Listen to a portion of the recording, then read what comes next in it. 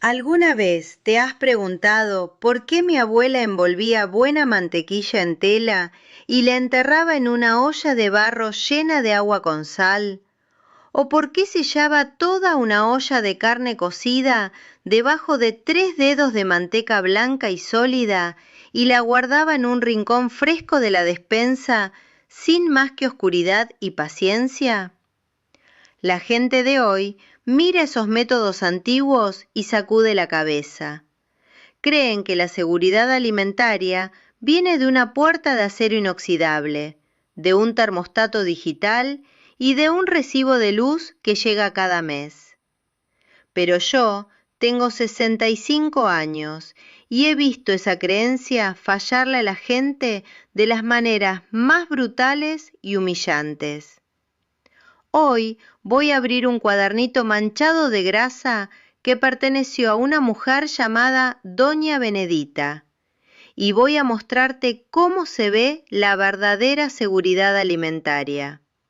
Sin enchufes, sin compresores, sin electricidad. Solo sal, grasa, humo, tierra y el tipo de conocimiento que mantuvo a las familias vivas durante ventiscas, inundaciones y apagones durante generaciones antes de que cualquiera de nosotros naciera. Guardo ese cuaderno en el estante de la cocina, justo al lado de un viejo frasco de vidrio grueso que ha estado en mi familia desde antes de que naciera mi madre. El vidrio es espeso, casi verdoso bajo cierta luz, y la tapa de metal tiene la sombra de óxido de 100 sellados. Cuando tomo ese frasco con las 2 manos, siento que algo se asienta en mi pecho. Una calma que ningún electrodoméstico me puede dar. Y cuando abro el cuaderno junto a él, esas páginas, algunas de ellas tiesas de grasa vieja, otras suaves como tela de tantas décadas de uso, me hablan en un idioma que el mundo moderno casi ha olvidado. Doña Benedita no escribió teoría, escribió supervivencia. Escribió lo que su propia madre le enseñó durante los años más duros del siglo pasado, cuando conservar alimentos no era un pasatiempo, sino cuestión de vida o muerte para todos los que dependían de ti. Crecí en el campo de Michoacán, donde los temporales llegaban deprisa y tardaban en irse. No tuvimos refrigerador hasta que yo tenía casi 8 años, y aún después de que llegó, mi abuela lo trataba con una desconfianza educada.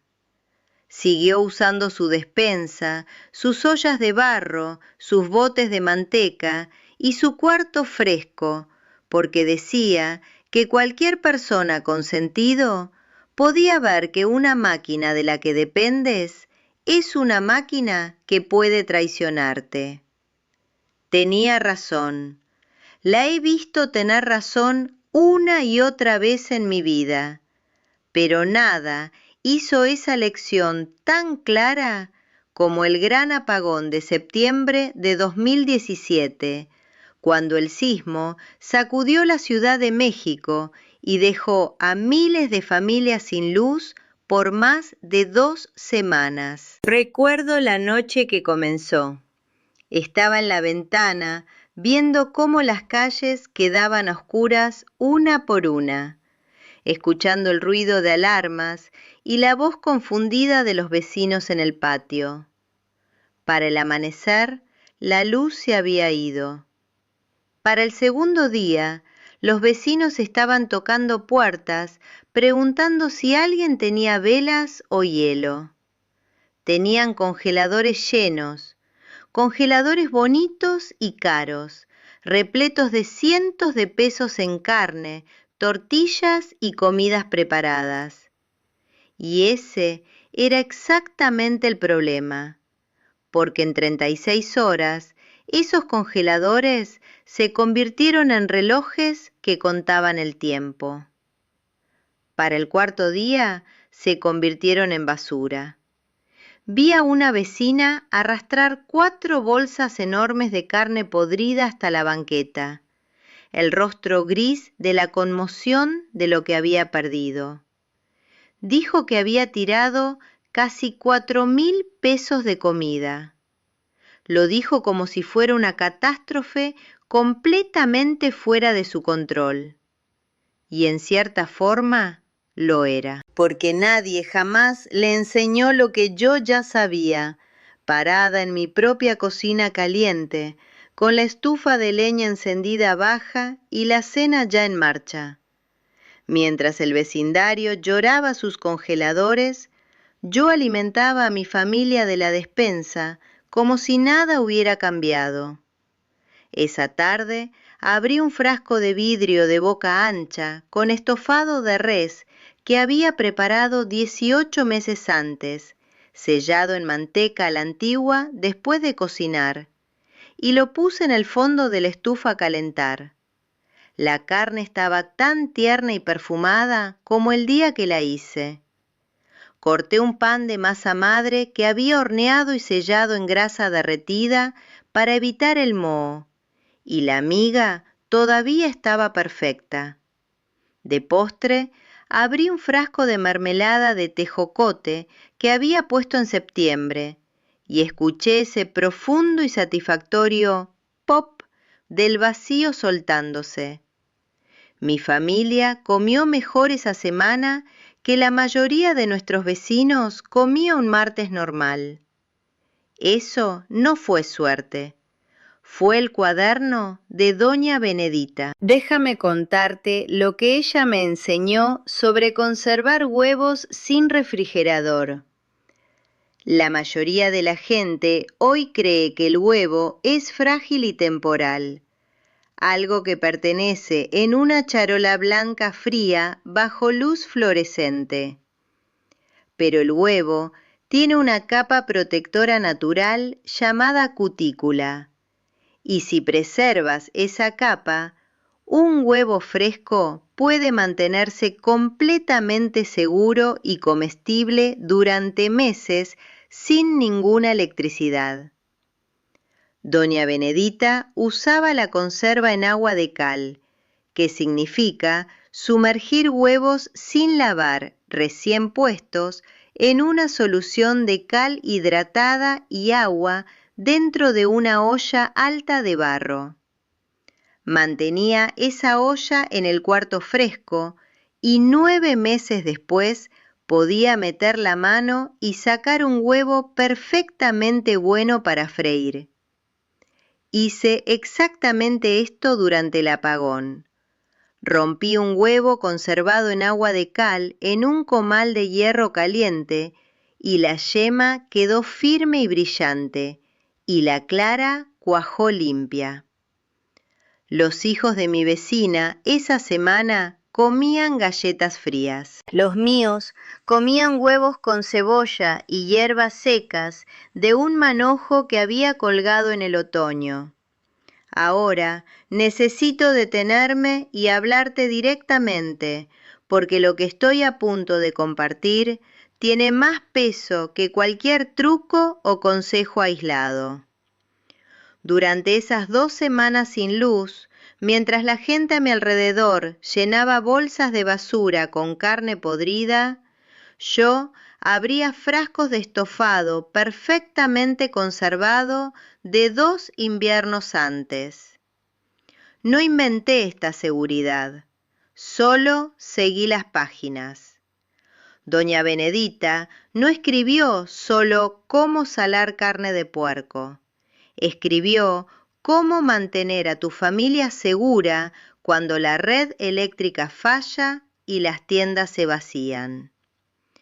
Veo tantas familias hoy aterradas por los apagones, por el desabasto, por la fragilidad de los sistemas de los que dependen. Y decidí hacer algo al respecto. Reuní todos sus métodos de conservación sin electricidad, sus recetas exactas de carnes en manteca, sus instrucciones de conserva en agua de cal, sus técnicas de despensa subterránea, el almacenamiento de manzanas en ceniza de madera y sus fórmulas de sellado en grasa, y lo junté en un pequeño libro digital. Dejé una copia fijada en los comentarios aquí abajo y quiero que vayas a buscarlo. Tómalo, que sea su regalo para tu familia. Imprímelo y ponlo en un cajón de la cocina, porque el conocimiento que mantuvo a mi familia alimentada durante 2 semanas de oscuridad y crisis le pertenece a toda familia dispuesta a aprenderlo. Ve a buscarlo ahora y después regresa, porque quiero contarte lo que ella me enseñó a hacer con ceniza de madera y manzanas, y por qué una zanahoria enterrada en octubre todavía sabe a cosecha en marzo. Después de los huevos, el método de conservación que más sorprendió a mis vecinas cuando finalmente les expliqué fue la manera en que yo guardaba raíces y verduras durante todo el invierno sin un solo kilowatt de electricidad. La zanahoria, el nabo, la betabel y el chayote no quieren frío seco, quieren fresco y húmedo, de la manera en que la tierra está fresca y húmeda cuando la cavas en octubre. La solución de doña Benedita era una caja de madera rellena de arena húmeda, guardada en el rincón más fresco de la despensa, donde la temperatura se mantenía entre 2 y 4 grados. Acomodaba las zanahorias en la arena de manera que no se tocaran entre sí, porque donde 2 raíces se tocan, la pudrición empieza.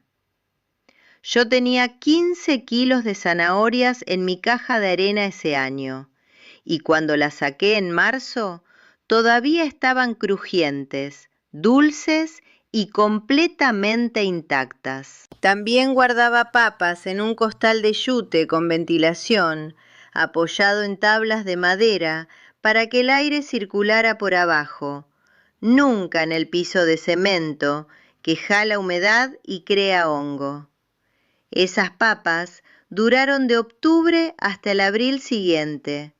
Esos son 6 meses de comida de una bolsa barata y un rincón de la despensa. El método del que más me volví dependiente durante esa crisis, sin embargo, el que más me hizo sentir profundamente conectada con cada mujer que había mantenido una casa de campo antes que yo, fue la vieja práctica de sellar carne cocida bajo una capa gruesa de manteca derretida. Confit lo llaman los franceses, pero las rancheras del Bajío que le enseñaron a mi abuela nunca usaron esa palabra. Ellas lo llamaban guardar la carne, y lo hacían cada otoño después de la matanza del cerdo. Cocinás la carne a fuego lento hasta que esté completamente lista. Luego la acomodas en una olla de barro limpia y seca, o en un frasco de vidrio, y viertes manteca derretida y clarificada hasta que toda la superficie de cada pedazo esté sumergida y sellada en grasa blanca. Conforme la manteca se enfría y endurece, forma una barrera hermética que las bacterias no pueden penetrar. Cubres la olla con un paño, la amarras bien y la guardas en el cuarto fresco. En esas condiciones, la carne dura meses, a veces mucho más de un año. Te voy a decir algo difícil de poner en palabras. Cuando tienes comida guardada de esa manera, cuando las ollas están llenas y los frascos están alineados en los estantes y la despensa está abastecida de cajas de arena y hierbas colgadas y el olor oscuro de manzana seca y carne curada llena cada rincón, sientes un tipo de confianza que ningún dinero puede comprar. no es la confianza de quien llenó el carrito del súper, es la confianza de quien hizo el trabajo, entiende el proceso, sabe que el frío y la oscuridad y el silencio no son amenazas, sino herramientas. Eso es lo que ese apagón me dio. No dificultad, sino prueba. Prueba de que el cuaderno de doña Benedita no era reliquia, era documento vivo y todo en él funcionaba exactamente como estaba escrito. Las comidas que cociné durante esas 2 semanas no eran raciones de supervivencia, eran festines.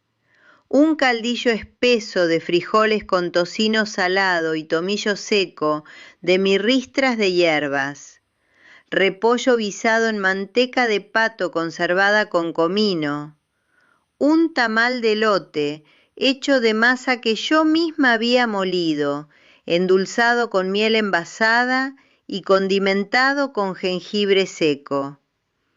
Nada de eso necesitó electricidad. Todo eso requirió saber guardar las cosas bien desde el principio. Y ese saber, cada palabra y cada medida y cada precaución, vino de una mujer llamada Doña Benedita, que lo aprendió de su madre, que lo aprendió de la suya, en una cadena de sabiduría femenina que se extiende por cada invierno duro que este país ha conocido. Tengo 65 años y he visto el mundo cambiar de maneras que habrían sido inimaginables para la generación de doña Benedita. Pero también he visto lo que pasa cuando los sistemas en los que la gente más confía de repente fallan.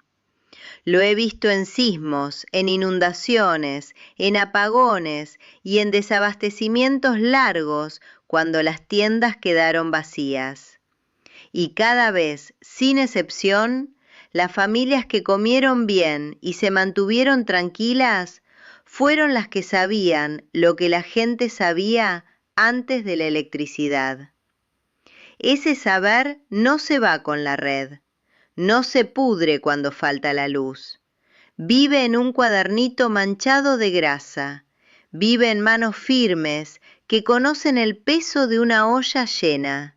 Y ahora vive en ese librito digital fijado aquí en los comentarios, esperando que lo lleves a tu propia familia, tu propia despensa, tu propia cocina, que alimentará a los tuyos sin importar lo que el mundo decida hacer. Ve a buscar lo que la sal y el humo y la grasa y la tierra ya saben. Han mantenido a las familias vivas por 10.000 años y todavía no han terminado. Hay algo más que doña Benedita escribió y que quiero compartir antes de despedirme, porque es quizás el método de conservación más sencillo y más olvidado de todos, y no cuesta casi nada. Escribió sobre ceniza de madera y manzanas. A finales del otoño, después de que el huerto había sido cosechado por completo, ella empacaba manzanas enteras y sin golpes en barriles de madera o tinajas de barro, intercalando capas con ceniza limpia y seca de leña dura. La ceniza es levemente alcalina, lo que desalienta el moho y las bacterias que pudren la fruta. También absorbe el exceso de humedad de la cáscara sin resecarla del todo. Guardaba barriles de manzanas en ceniza durante todo el invierno y a finales de marzo todavía sacaba fruta firme y buena de esos barriles, no harinosa, no fermentada, no blanda como se pone la manzana refrigerada después de meses en frío. Manzanas crujientes, dulces, que todavía olían a octubre cuando las mordías en pleno invierno. Llevo 30 años haciendo esto y cada año el resultado es el mismo. Sin electricidad, sin costo, solo ceniza, que es gratuita, y manzanas, que son baratas en otoño cuando todos los huertos están rebosantes. Doña Benedita también escribió ampliamente sobre cómo conservar lácteos sin refrigerador, lo que a la mayoría de la gente hoy le parece imposible, y sin embargo fue práctica común durante la mayor parte de la historia humana. La mantequilla puede conservarse empacada en una olla de barro y cubierta completamente por una salmuera fuerte, técnica conocida como conserva en salmuera, que era común tanto en Europa como en el campo mexicano. La sal impide el crecimiento bacteriano y el agua evita la oxidación por el aire. La mantequilla bien guardada en salmuera en una despensa fresca dura 6 meses o más. También escribió sobre queso cubierto con una corteza gruesa de cera guardado en una despensa fresca, oscura y ligeramente húmeda, volteándolo cada semana para que la corteza se desarrollara parejo. Todavía tengo una rueda pequeña de queso añejo en mi despensa ahora mismo, madurando desde hace 4 meses bajo su capa de cera, y cuando la corte, el interior estará más sabroso y más firme que el día en que lo guardé. El refrigerador no haría nada por ese queso que la despensa no haya hecho ya, y mejor. Esta es la herencia que intento transmitir, y por eso siento tanta urgencia cuando hablo de estas cosas. Vivimos en un mundo que construyó todo su sistema alimentario sobre el supuesto de que la electricidad es permanente, barata y siempre disponible. Y ese supuesto nos ha hecho terriblemente vulnerables.